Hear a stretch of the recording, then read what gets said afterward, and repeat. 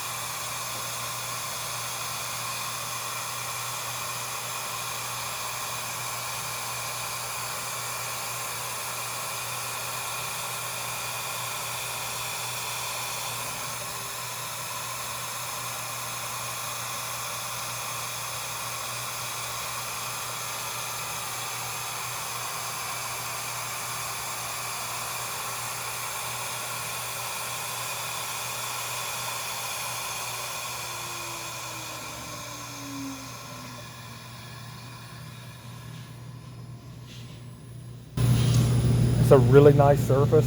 Yeah, we'll show you that once the part's all finished, but that came out really well. It really approaches the quality that we see on our vertical machining centers. That's really nice.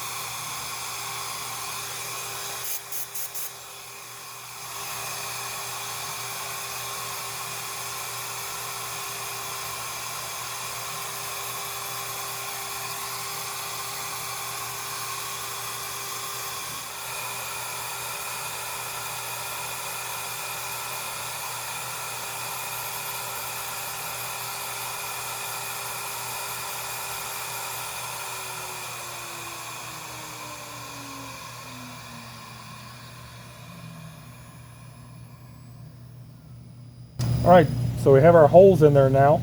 We'll switch over to the end mill and we'll start doing some profiles. Let's check it out.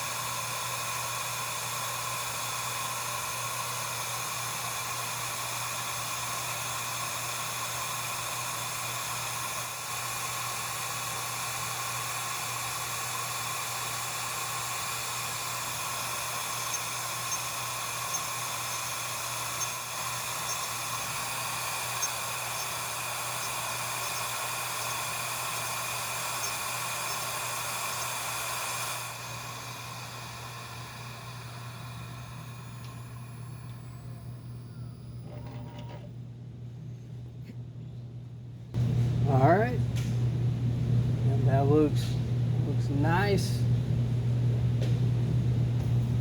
Alright, now what we're going to do is we're going to take this, we're going to flip it over, and we're going to do a couple other ops, 2 on the side and 1 on the back.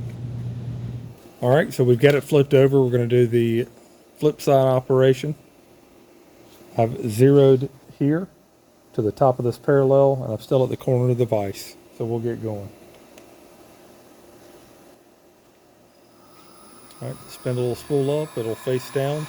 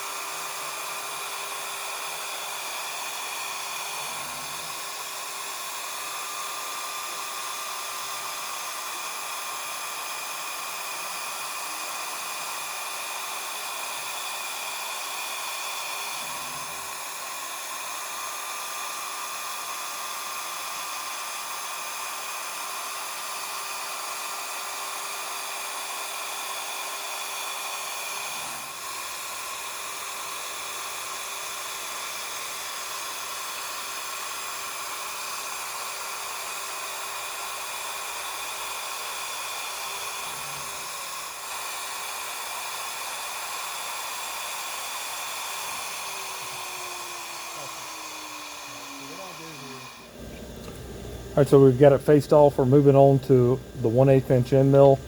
It's going to cut some pockets through here and then counter bore these 2 holes that we drilled from the other side. Let's get going.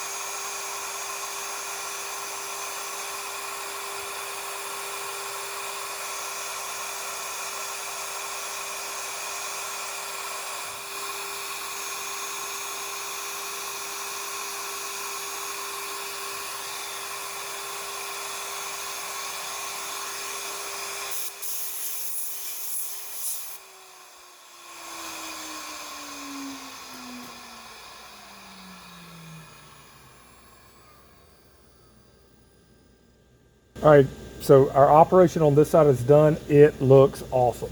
I'm really impressed with it. I'm just gonna lean the camera in a little bit at it. I mean, that's looking really good, guys. I'm happy with it. We'll move on to the next op. So we have the machine set up to do op 3 now. This is where we're gonna use a 90-degree V-bit and come on this side and introduce 45-degree angles on each side for the rail. So you'll notice I have a parallel underneath the part. That's where I'm picking up my Z0. Little trick here, the parallel is wider than the part. I stuck a hex key here. You could use anything. It'd be more ideal to use something a little bit taller here to get more of a grip here. But we're going to be machining really lightly, so I'm not really worried about this flopping around. But let's check it out.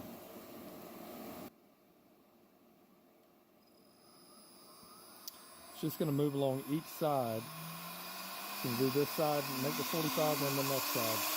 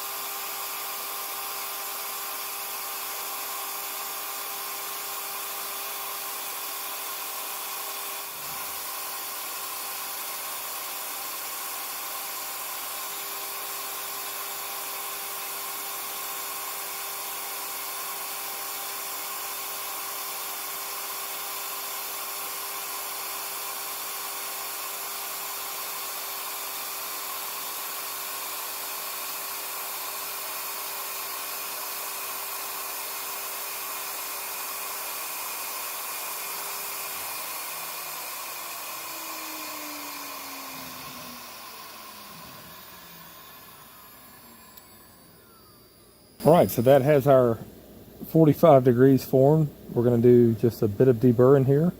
Looks like it took care of it pretty nicely. We'll deburr this edge here, we'll flip it, we'll get the other side.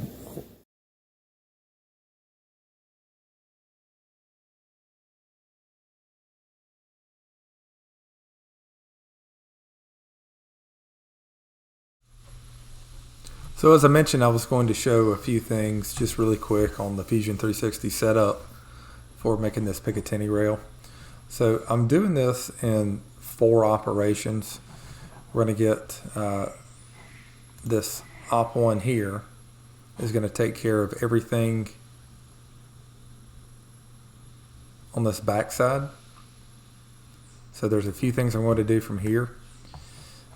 You see, this is my full stock size setup, and I've zeroed here to the top of the stock. And first we're going to face that down. Then we've got our drilling operations. And then I'm going to contour away some of this here, and you'll see why later. I'm going to come in and chamfer these walls, and I wanted to go ahead and clear that away. I did the same thing here, working its way down. And then I drill through that, actually opening that hole up with the end mill. So if you see, I've got different tools. I actually set this tool up to drill these smaller holes. They get tapped. And I open that hole up, this larger hole, with the drill bit. But then I come back and I do a drilling operation with my 1/16 inch end mill. And that's not really the way you always want to do things, but I already had the tool in there. I needed the hole about that size. So I just ran a deep drilling cycle with a little bit of peck to open that up. So that would take care of our first op. So if I simulate that,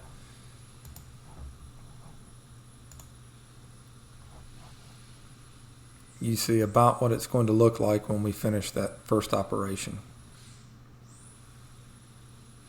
Let it finish doing its thing. And this is what we end up with after the first operation. Okay, so on this second operation here, I'm actually going to zero to the bottom of the part. So I've got that machine surface, and you see that we're going to zero right here at the bottom. And I've got to make sure I'm picking that up. You see how you're going to be left with that overhang from the first op. I need to make sure that I've got it set up in the vise. It's actually going to be up against the jaw of the vise, so I'm picking it up just that way. Now,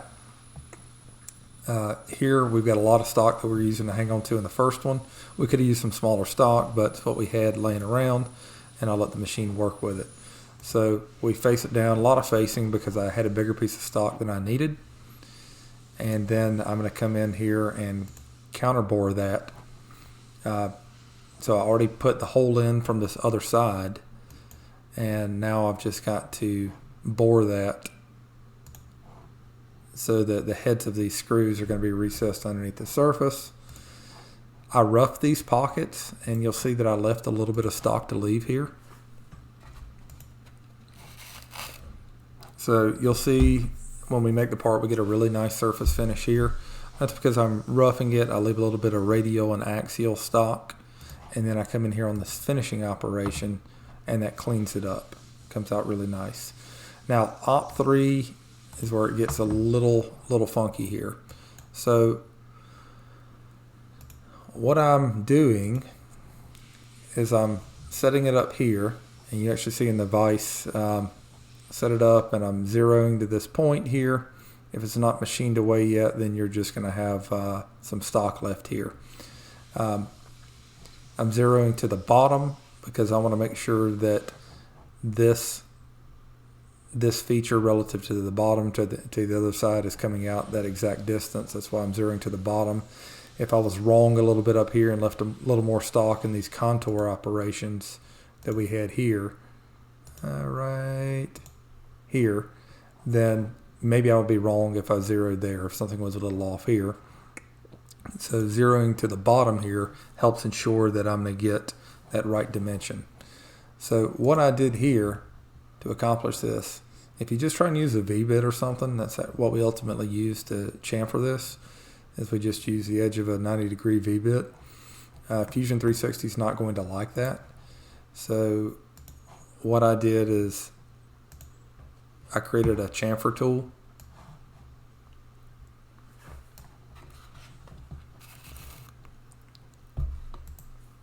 Put like a little tiny end radius on it.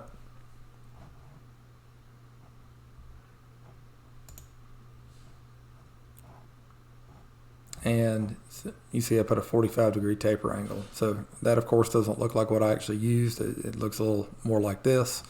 But adding all of this data here got me what I need. Now you see the taper type is a ball, but I put just like this tiny little radius on it. So it pretty much matches what my V-bit actually is. So we'll get out of that and just cancel that.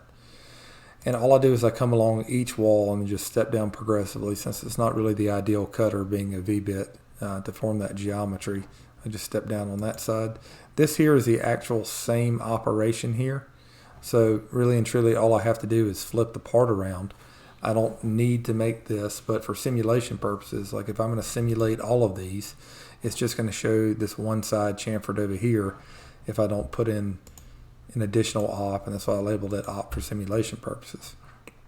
So if I simulate everything, you see it getting taken down from the stock. And you see all the different operations it's working through.